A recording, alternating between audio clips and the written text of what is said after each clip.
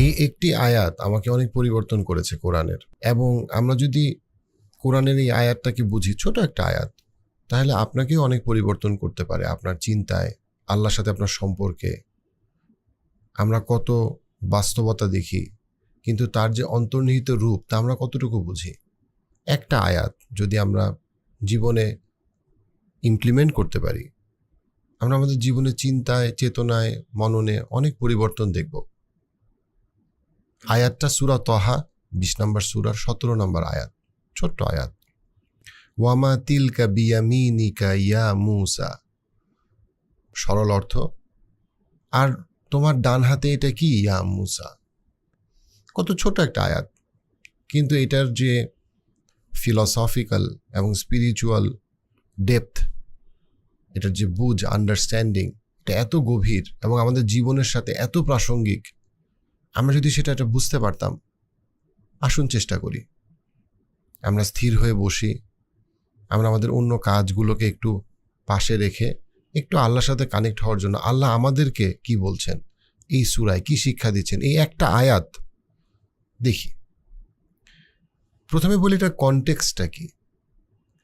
মূসা আলাইহিস সালামের সাথে আল্লাহ আযজা ওয়া জাল্লার কথা হচ্ছে। কোরআনের অনেক জায়গায় কথোপকথনের কথা আসলেও বিস্তারিতভাবে সূরা তহার এই অংশে বলা হচ্ছে। এখানে বলে রাখা ভালো, কোরআনের আর কোথাও কোনো মানুষের সাথে আল্লাহ আযজা ওয়া জাল্লার এত দীর্ঘ কথোপকথন আমরা পাই না। কোরআনের সবচেয়ে বেশি যার নাম, যেই নবীর নাম উচ্চারণ করা হয়েছে, মেনশন করা হয়েছে, মূসা আলাইহিস সালাম। মূসা আলাইহিস সালামের জীবনটা খুবই ইন্টারেস্টিং। উনি যখন মাত্র জন্ম হয়, তখন উনি পৃথিবীর বিচারে, ফেরাউনের বিচারে উনি একজন আসামি। ওনাকে হত্যা করার জন্য ফেরাউন খুঁজতেছে। এবং মূসা আলাইহিস সালামের মাকে বলা হয়েছে একটা বাক্সে এই ছোট্ট শিশুটাকে একটা পানিতে ফেলে দিতে, এবং সেই পানিতে ভাসতে ভাসতে, সেই নদীতে ভাসতে ভাসতে সে আরেক তীরে চলে গেল। এরকম একটা নদী যার স্রোত এত তীব্র, শিশুটার তো বাঁচার কথা না সাধারণভাবে, কিন্তু আল্লাহর রহমত, যেটা নিশ্চিত বিপদ মায়ের জন্য, সেই বাক্সে ভরে শিশুকে যখন দিয়ে দিল, সেই শিশুটি কিন্তু ঠিকই এমন এক গন্তব্যে পৌঁছালো যেটা তার জন্য নিরাপদ। তার মায়ের কোলকে আল্লাহ বিপদ বানিয়ে দিল, কিন্তু তাকে এমন এক জায়গায় নিরাপত্তা দিল যেটা সাধারণভাবে সেই বনী ইসরায়েলের জন্য সবচেয়ে বিপজ্জনক জায়গা ছিল, যেটা ছিল ফেরাউনের তার নিজের প্যালেসের কাছে বা প্যালেসের সাথে। এভাবে মূসা আলাইহিস সালাম যখন বড় হতে থাকলেন, একটা সময় তাকে আবার তার গোত্রের মানুষদেরকে ছেড়ে একটা দূরের এলাকায় তাকে যেতে হলো। সেখানে উনি, তার বিয়ে হলো, উনি প্রাপ্তবয়স্ক হলেন, উনি ওনার দায়িত্ব পালন করলেন, এবং তখন উনি একজন আল্লাহ আযজা ওয়া জালের নির্দেশ অনুযায়ী উনি একজন সাধারণ নবী রাসূল থেকে, একজন সাধারণ মানুষ থেকে উনি নবী রাসূলে পরিণত হওয়ার, রূপান্তরিত হওয়ার যে পদ্ধতি, সেই জায়গাটায় আল্লাহ আযজা ওয়া জাল মূসা আলাইহিস সালামকে ট্রেনিং দিচ্ছেন। মূসা আলাইহিস সালামকে উনি ট্রেনিং দিচ্ছেন, শিখাচ্ছেন। এখানে আল্লাহ আযজা ওয়া জাল শিক্ষক, মূসা আলাইহিস সালাম হচ্ছে ছাত্র। এখানে আল্লাহ আযজা ওয়া জাল মেন্টরিং এবং কাউন্সেলিং করছেন কাকে? মূসা আলাইহিস সালামকে। এবং আল্লাহর যে বরত্ব, আল্লাহর যে নিদর্শন এবং আমাদের মানুষের যে দুর্বলতা, ভালনারেবিলিটি, সেটাকে উনি সুন্দরভাবে দেখাচ্ছেন। এবং সেটা দেখাতে গিয়ে আল্লাহ আযজা ওয়া জাল প্রশ্ন করছেন, ইয়া মূসা, তোমার হাতে এটা কি? তোমার ডান হাতে এটা কি? এখন আল্লাহ আযজা ওয়া জাল কি জানেন না ওনার ডান হাতে এটা কি? অবশ্যই উনি জানেন, তারপরে উনি প্রশ্ন করছেন। তার মানে কি? উনি আল্লাহ আযজা ওয়া জাল এমন একটা কিছু আমাদেরকে মনোযোগ দিয়ে বোঝার চেষ্টা করছেন, যেটা আমরা যা দেখি তার থেকে অনেক বেশি গভীর। মূসা আলাইহিস সালাম হাতে উনি বললেন যে আমার হাতে এটা লাঠি, এই লাঠি দিয়ে আমি ভর দিই, লাঠি দিয়ে আমি আমার পশুর জন্য পাতা বা তাদের জন্য আমি রিজিকের ব্যবস্থা করি, আবার এই পশু আমার রিজিকের, এবং আমি অন্যান্য কাজে ব্যবহার করি। তারপরের আয়াতে আল্লাহ আযজা ওয়া জাল বলল, এই লাঠিটাকে তুমি ফেলে দাও। এবং লাঠিটাকে ফেলে দেওয়ার সাথে সাথে লাঠিটা সাপ হয়ে গেল, এবং যখন লাঠিটা সাপে রূপান্তরিত হলো, সেটা ছটফট করতে থাকলো, সুইফটলি মুভ করতে থাকলো সাপটি। তখন মূসা আলাইহিস সালাম যখন ভয় পেয়ে গেল, তখন আল্লাহ আযজা ওয়া জাল তাকে বলল, তুমি ভয় পেও না, তুমি এটাকে ধরো। এবং যখন এটাকে ধরলেন, সেটা আবার লাঠি হয়ে গেল। এবং এরকম আরও অনেকগুলা আল্লাহ আযজা ওয়া জাল ওনার অলৌকিকতা এবং নিদর্শন মুসা আলাইহিস সালামকে দেখালেন। কিন্তু এই জায়গাটায় আমরা চিন্তা করি না যে আল্লাহ আযজা ওয়া জাল আমাদেরকে আসলে কি শিক্ষা দিচ্ছেন। আমরা পৃথিবীর বিভিন্ন জিনিসকে একটা বাইরের রূপ আকারে দেখি। আপনি চিন্তা করেন যে আমরা জীবনে কত কিছুকে আমরা বিপদ মনে করি, বাট তার মধ্যে আমাদের জন্য একটা স্বস্তি লুকিয়ে আছে। আমরা কত কিছুকে আমরা আমাদের জন্য স্বস্তি প্রশান্তির কারণ মনে করি বা আশা করি, কিন্তু সেটা আমাদের জন্য বিপদ। দেখুন, একটা লাঠি, আপনি যদি চিন্তা করেন মুসা আলাইহিস সালাম রাতের বেলা একটা পাহাড়ে একজন মানুষ, মুসা আলাইহিস সালাম শারীরিকভাবে খুব শক্তিশালী মানুষ ছিলেন। ওই লাঠি দিয়ে সে তার নিজের রিজিকের সন্ধান করবে, খাদ্য সংগ্রহ করবে, তার নিজেকে কোনো হিংস্র প্রাণী থেকে রক্ষা করবে। এই লাঠিটা তার জন্য কি? রক্ষা কবচ। কিন্তু আপনি চিন্তা করেন রাতের বেলা ওই পাহাড়ে সবচেয়ে ভয়ঙ্কর জিনিস কি হইতে পারে? সেটা হচ্ছে একটা প্রকাণ্ড একটা সাপ আপনার দিকে তেড়ে আসছে এবং সেই সাপটা নড়াচড়া করতেছে। স্বাভাবিকভাবে সেটা একটা সাধারণ মানুষকে চমকে দিবে, সে ভয় পাবে। অর্থাৎ এই লাঠিটা ছিল তার রক্ষা কবচ, এটাই হয়ে গেল তার বিপদের কারণ। আবার আল্লাহর ইচ্ছায় ওই যেটা সাপ সেটাই হয়ে গেল আবার লাঠি। অর্থাৎ আমরা বাহ্যিকভাবে আমরা যা কিছুকে আমাদের বিপদের কারণ মনে করি তার মধ্যে অনেক ক্ষেত্রে একটা স্বস্তি লুকিয়ে আছে, প্রশান্তি লুকিয়ে আছে। যা কিছুকে আমরা প্রশান্তি মনে করি তার মধ্যে অনেক কিছু বিপদ লুকিয়ে আছে। কত মানুষ তার জীবনে একটা মানুষকে বিয়ে করে এবং বিয়ে করার সময় সে মনে করে এত ভালো পাত্র বা এত ভালো পাত্রী, এত ভালো বংশ, এত সুন্দরী অথবা এত সুন্দর, এবং সে মনে করে এই বিয়েটা হইলে তার জীবনে আর কোনো কষ্ট থাকবে না। তার পছন্দের মানুষকে সে বিয়ে করছে এবং বিয়ের পরে সেটা এক সময় মামলাতে যায়, ডিভোর্সে যায়, এবং তারপর একটা সময় মনে হয় এই বিয়ের থেকে তার জীবনের সবচেয়ে বড় অশান্তি আর কিছু নাই। যেই মেয়েটাকে বা যেই ছেলেটাকে বিয়ে করার জন্য সে 5 বছর 10 বছর আকুতি মিনতি কষ্ট পরিশ্রম সব কিছু করলো, সে মনে করলে এই বিয়ে করলে তার জীবনে আর কোনো সমস্যা নাই, এই বিয়েটা হচ্ছে তার রক্ষা কবচ, এই বিয়েটা হচ্ছে তার লাঠি। কিন্তু বিয়ের পরে সে বুঝতে পারলো এই সংসার জীবন ছাড়া তার জীবনে আর কোনো সমস্যা নাই। কত মানুষ সে ব্যবসা করার জন্য টাকা জমায়, সে মনে করে ব্যবসাটা করতে পারলে, এই গরুর ফার্ম দিতে পারলে, এই বাগান করতে পারলে, এই রিয়েল এস্টেট করতে পারলে তার জীবনে আর কোনো সমস্যা নাই। তারপরে সে দেখতে পায় সমস্ত টাকা নষ্ট হয়ে গেল, তার নামে মামলা। যেই ব্যবসাটাকে সে মনে করছিল লাঠি, সেটা হয়ে যায় সাপ। কত মানুষ মনে করে যে তার প্রিয়জন মারা গেল, তার জীবন সব শেষ হয়ে গেল, তার আর দেখার কেউ নাই, কিন্তু তারপরে সে নিজেকে সাইকোলজিক্যালি রেজিলিয়েন্ট করলো, নিজেকে সে শক্তিশালী করলো, মনোবল বৃদ্ধি করলো।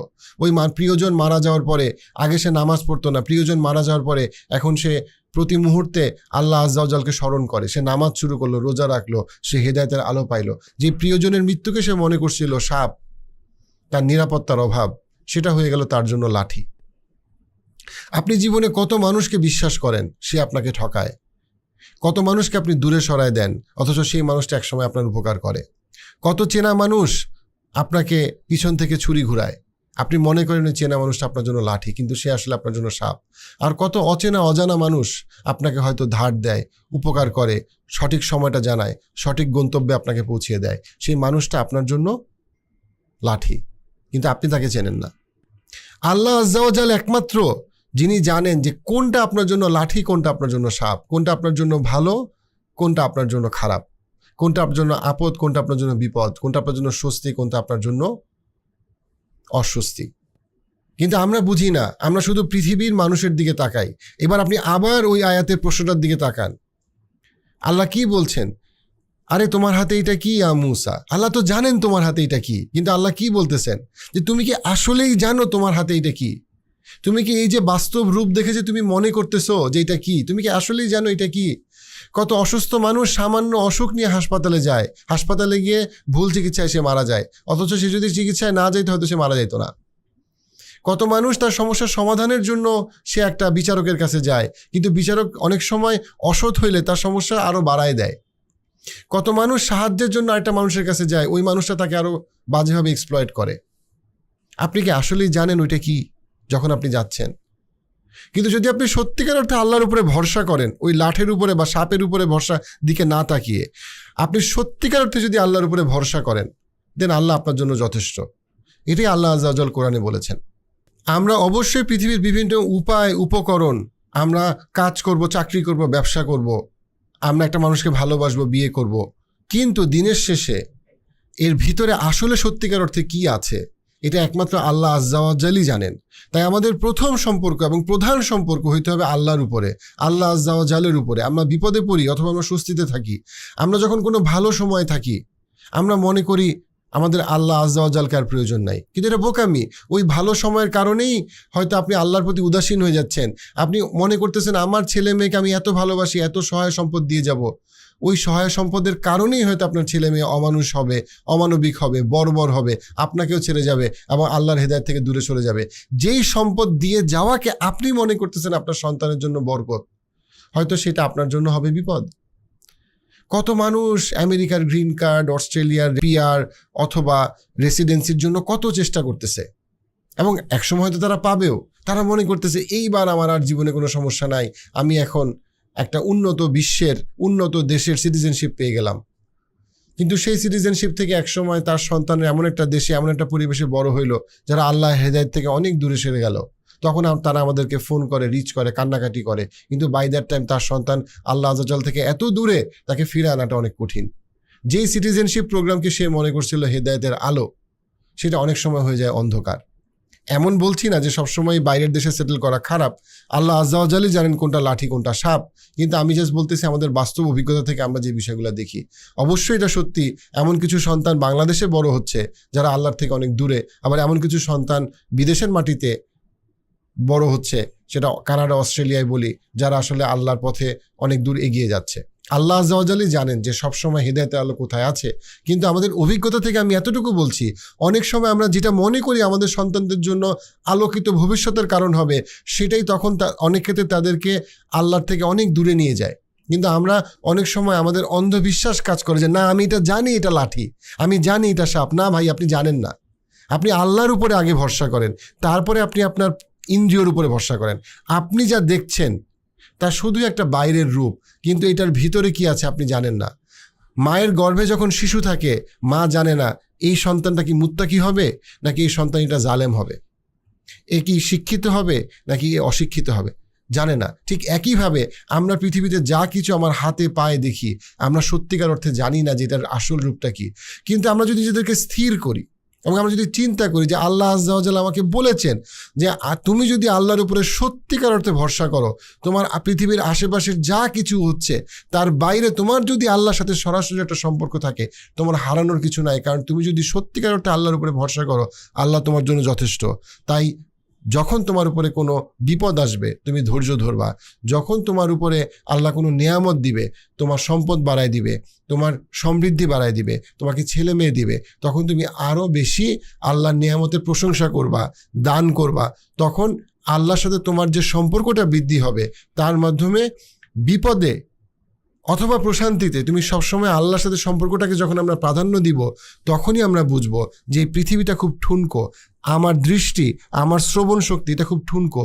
সত্যিকার অর্থে আল্লাহ কোনটার মধ্যে কি অন্তর্নিহিত রূপ রাখছে, সেটা যখন আমি জানবো, তখন আমি বুঝবো আমি কতটা দুর্বল এবং আল্লাহর জ্ঞান, আল্লাহর ক্ষমতা কতটা অসীম।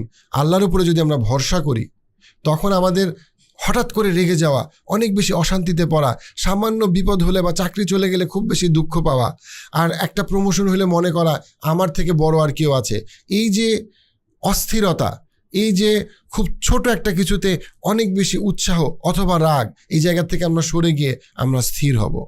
মুমিনের অন্তর স্থির হওয়ার কথা এই বিশ্বাসে যে আল্লাহর পারমিশন ছাড়া কোনো ভালো বা খারাপ আমাকে স্পর্শ করবে না।